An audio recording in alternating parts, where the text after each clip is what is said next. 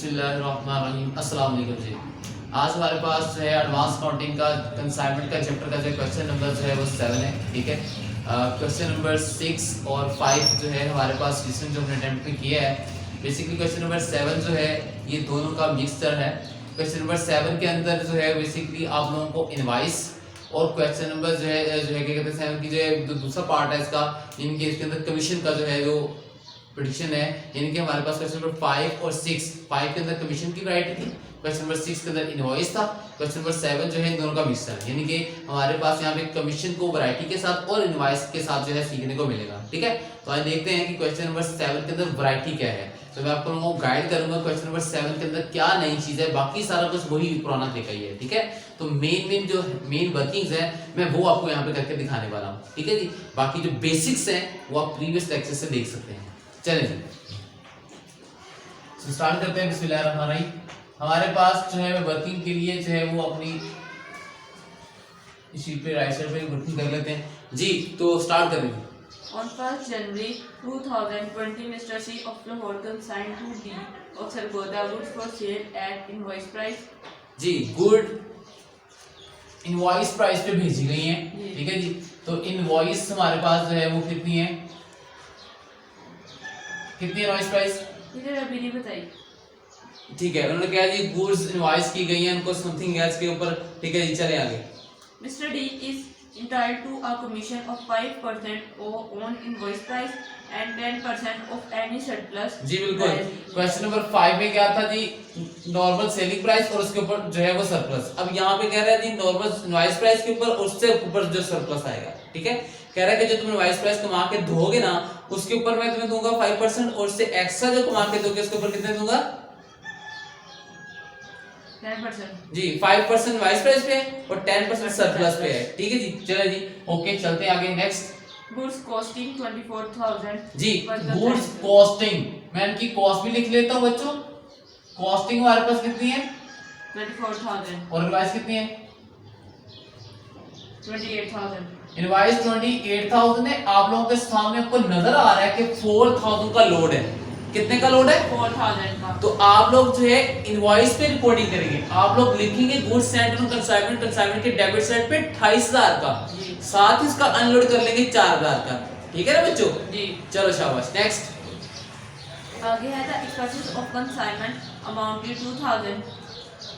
जी, consignment के ऊपर जो एक्सपेंसेस है ये कंसाइनर ने की, सिंपल सी एंट्री है। Consignment account to cash account, consignment के डेबिट साइड पे चला जाएगा कंसाइनर का खर्चा, ठीक है जी। Previous one. Next, On 31 March 2021, an account sales were account sale receive हुआ है। आगे क्या हुआ इसमें from Mr. D से मिस्टर डी से, ओके कंसाइनी मारा। he had affected sales 24,000 in respect third जी। by 4. अब यहाँ पे गौर से चेक कीजिएगा, जो आपके पास सेल हुई है कंसाइनमेंट की, ठीक है, वो सेल्स हमारे पास आई है 24,000 की। कितनी की आई है 24,000 की, ठीक है। और याद रहे कि ये वाली जो सेल है ये कितने फोर्थ है 3/4 yes 3/4 है जी। ये 3/4 सेल है, इसका मतलब है 1/4 आपका अनसोल्ड है जी। और अनसोल्ड की कैलकुलेशन मैं वो करके अभी दिखा दूंगा, ठीक है ना, परेशानी नहीं होना जी। नेक्स्ट आगे है the expenses incurred by him amounted by 100. जी, उसने कंसाइनी ने एक्सपेंसेस किए हैं, नहीं बताया हुआ डायरेक्ट है इनडायरेक्ट है तो हम उनको इनडायरेक्ट कंसीडर करते हैं अगर नाम मेंशन किया हो। तो ये एक्सपेंसेस चले जाएंगे हमारे कंसाइनमेंट के डेबिट साइड पे as expense ji. Mr. D remitted to amount due to by a bank draft. ठीक है जी, जो रिमेनिंग अमाउंट है वो अपना कंसाइनी अकाउंट में तो बैंक से भेजेगा, बस ये खत्म हो गया जी। अब देख लेते हैं, अब जो फिगर्स मुझे मेजर कैलकुलेशंस करनी है वो आपके सामने रखने लगा हूं। बेटा बड़े गौर से ध्यान से सीख लीजिएगा। सो सबसे पहले जो मेरी कैलकुलेशन आने वाली है, मेरी इंफॉर्मेशन अवेलेबल ऊपर है, मैं इसके ऊपर एक सबसे पहले जो वर्किंग में बनाने लगा हूं बच्चों, ठीक है। वर्किंग नंबर 1 मेरे पास होने लगी है डेट वन इस कमीशन के ऊपर, किसके ऊपर तो देख लेते हैं जी हमारी कमीशन क्या कहती है। कमीशन में बच्चों सबसे पहला जो पार्ट है वो लिखा आता है मैं तुम्हें 5% दूंगा, 5% दूंगा तुम्हें इनवॉइस प्राइस पे। तो सबसे पहले ये आपके पास वैल्यू है 24,000 की, ठीक है जी। ये 24,000 आपके पास टोटल वैल्यू है। इनवॉइस आपके पास कितनी है 28,000।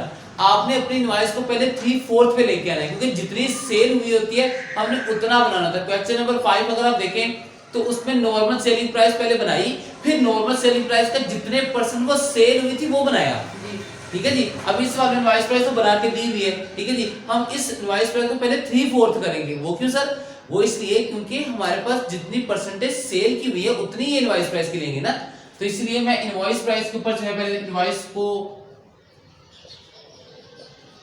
इसका 3/4 करने वाला हूं। 28,000 का बच्चे इंटू 3/4 करें, ये आपकी इनवॉइस प्राइस आ गई। आने दीजिए 21,000 बच्चों वर्ड से चेक कीजिएगा। 21,000 वो वैल्यू है जो कि आपकी 3/4 के हिसाब से बनती है। अब मैं 5% कमीशन देने वाला हूं, चेक कीजिएगा। नंबर 1 कमीशन 5% मैंने कमीशन देनी है, और मैंने किसके ऊपर देनी है? 21,000 के ऊपर, इनवॉइस प्राइस के ऊपर। ठीक हो गया? 1050 हमारे पास ये कमीशन आ गई 5% के ऊपर। उसके बाद उसने कहा था इनवॉइस प्राइस से जितना ऊपर कमा के दोगे surplus above than invoice price, तो सरप्लस के ऊपर 10% होगा।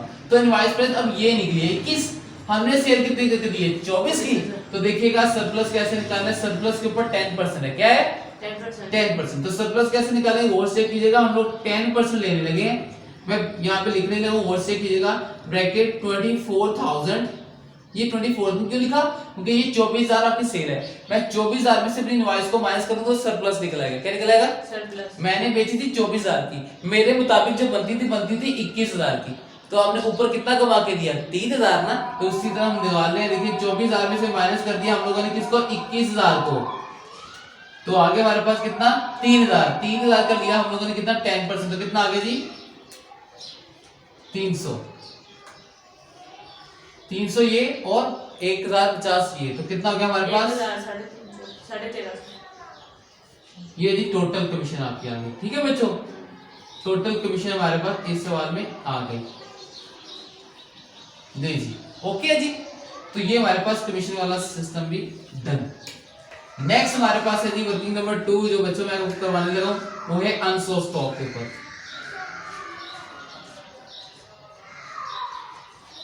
मैं आपको बताता चलूं, अनसोल्ड स्टॉक भी बिल्कुल वैसे ही जो है वो ट्रीट करेगा। चलिए इसको ऊपर कर लेते हैं, थोड़ा छोटा हो जाएगा।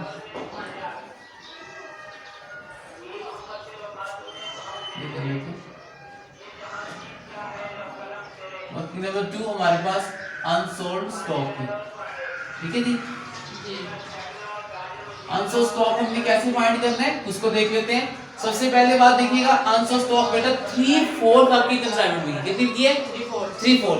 तो बेटा आपको इससे पहले कह चुका हूं, आपने हमेशा जो है वो इनवॉइस जो है वो इनवॉइस प्राइस पे ही आप लोगों ने अपना स्टॉक भी बयाना है, ठीक है। इनवॉइस हमारे पास कितनी है? 28,000 की। तो इनवॉइस के हिसाब से जो है वो हम लोग क्या करेंगे? 28,000 जो है उसका लेंगे 1/4। क्यों? क्योंकि 3/4 सेल हो गए, तो बाकी कितना बचा? 1/4 निकालें इसका 1/4 तो जी इसका 7,000 बच्चों हमारे पास आ गया, ठीक है। अच्छा एक बात बड़ा गौर से देख लीजिएगा, मैं आपको यहाँ बता भी देता हूँ। इसका तो आपको लोड नजर आ रहा है, कितना है? 4,000 का। कि 4,000 का आप क्रेडिट साइड पे अनलोड कर देंगे। कंसाइनमेंट स्टॉक जो होता है, अनसोल्ड स्टॉक जो होता है, वो क्रेडिट साइड पे आप लिखेंगे, लेकिन इसका अनलोड होगा डेबिट साइड पे। ऐसे ही था, डेबिट साइड पे। लेकिन कितना अनलोड होगा मैं आपको बता भी देता हूँ। इसी की जो है वो आपका 7,000 बनना है ना, ठीक है जी। तो अगर आप इसको एज आ जो है वो क्या कहते हैं, कॉस्ट पे लेते, किस पे लेते? कॉस्ट पे, ठीक है जी। अनसोल्ड स्टॉक में यहाँ पे लिख देता हूँ, unsold stock load. Unsold stock का लोड कैसे निकालेंगे चेक करते हैं। तो हमारे पास जो है वो 28 के मुताबिक जो है 28,000 के मुताबिक हम लोगों ने लिया, 1/4 लिया तो आया 7,000। अब 24 के मुताबिक ले लें, 24,000 के मुताबिक लेते 1/4 कितना आ रहा है? 6,000। तो लोड कितना हो गया फिर? 1,000 का। तो बेटा 1,000 का लोड है जो अपने डेबिट साइड पे लिखना है, रिवर्स पे लिए। बात समझ आ गई? ठीक है, ऐसे ज़हन में रखना लोड कैसे निकालना है, ठीक है जी। तो ये हमने कॉन्टेक्स्ट पे लिया। अब देखिए अनसोल्ड स्टॉक निकालने हैं, तो ये 7,000 आ गया, ठीक है जी।